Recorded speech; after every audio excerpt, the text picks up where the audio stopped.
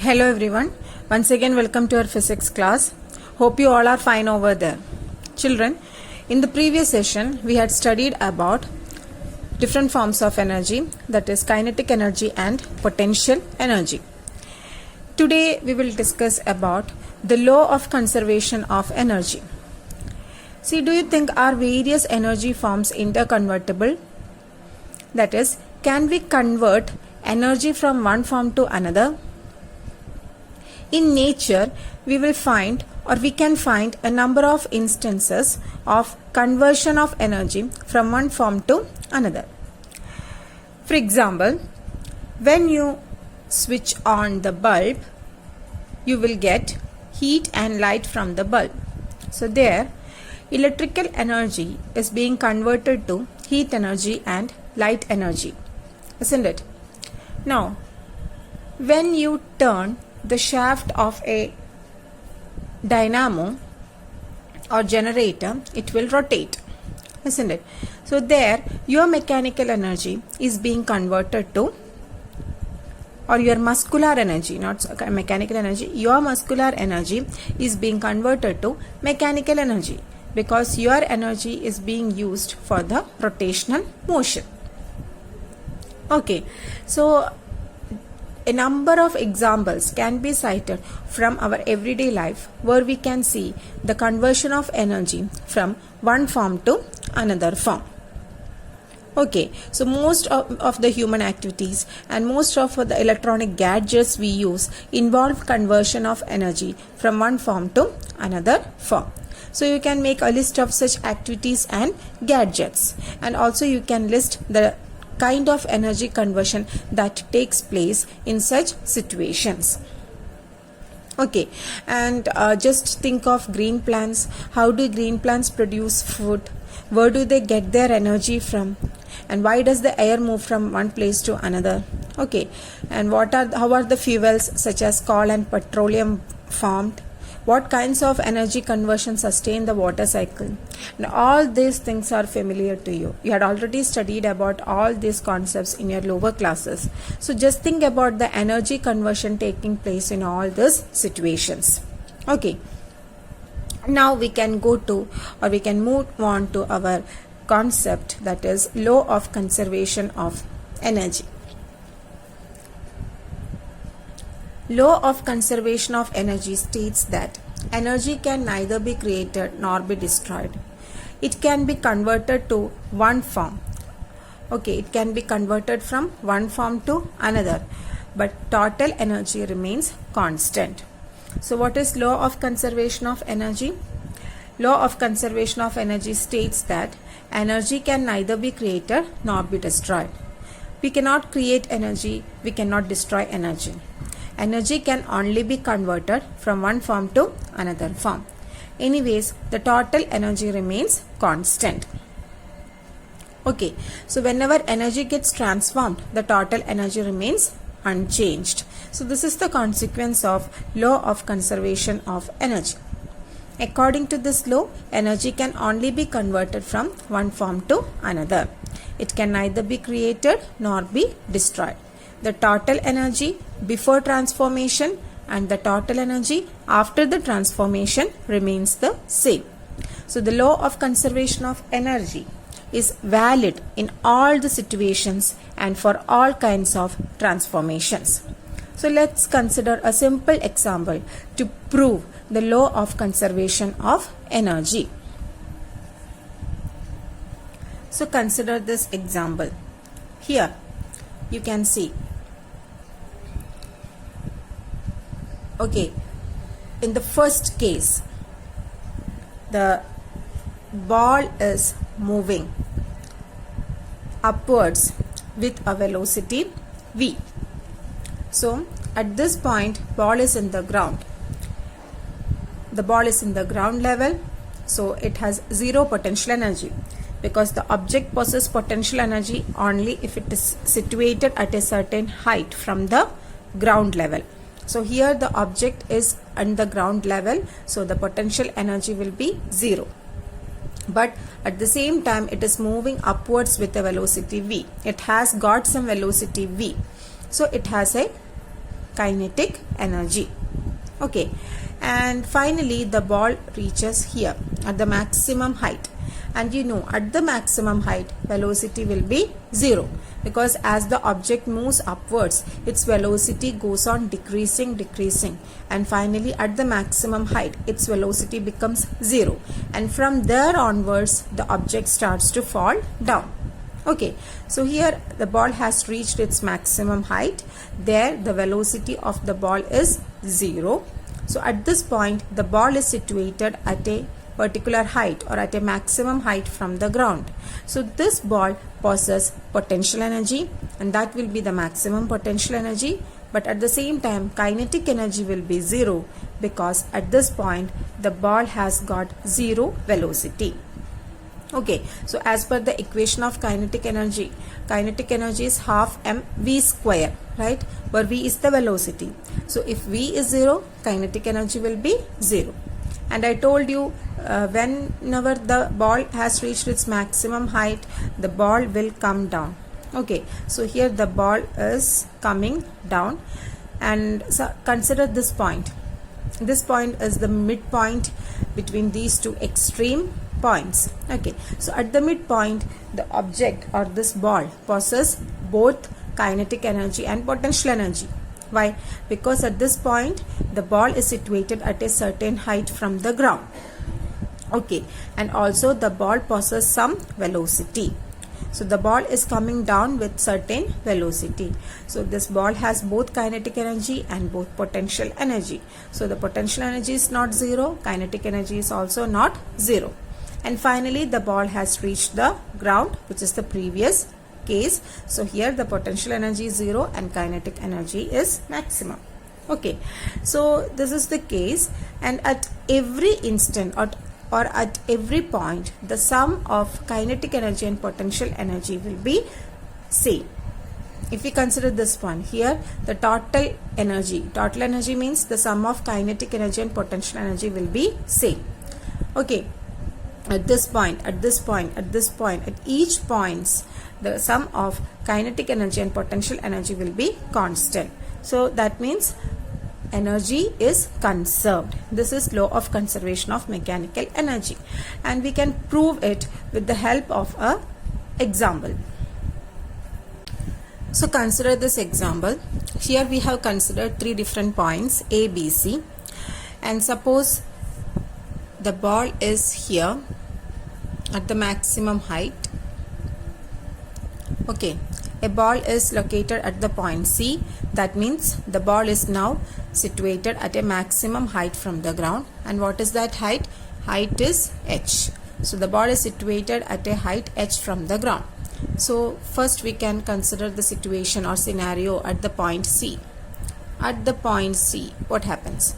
At the point C, the ball is situated at a height. So here potential energy will be maximum, right, because it is situated at the maximum height from the ground. And what is that potential energy? That potential energy is mgh. This is the equation to find out gravitational potential energy, where m is the mass of the ball, g is the acceleration due to gravity, and h is the height of the object from the ground. Okay, and what is the kinetic energy? See, kinetic energy here will be 0, because the ball is at rest at the point C. So it is simply 0. Then what will be the total energy? Total energy will be the sum of potential energy and kinetic energy. So here potential energy is mgh, kinetic energy is 0. So the sum will be mgh plus 0. mgh plus 0 is mgh. So the total energy is mgh at the point C. Now consider the point B. Okay, so the point B is situated at a height of x from the ground. Next, suppose the ball is dropped. Okay, so the ball falls down and now it has reached the point P. So consider a point B in the path of the ball. So B is midpoint, okay, between the two extremes A and C, and this B is located at a height x from the ground. Now at the point B, what will be the potential energy? See, the potential energy of the object will be m g h. H means height of the object from the ground. When the object is at the point B, what is the height of that object from the ground? That is x. Okay, so here we can substitute x. Instead of h, we can write x. Now what will be the kinetic energy? You know, at this point B, the object has both potential energy and kinetic energy. And the equation to find out kinetic energy is half mv square, where v is the velocity of the object. And there is an expression to find out velocity of a freely falling body. For a freely falling body, this is a freely falling body, isn't it? The object is under a free fall. So for a freely falling body, velocity v square is equal to 2g x, 2gx or 2gh, let it be 2gh, where h is the distance traveled by the object in its free fall.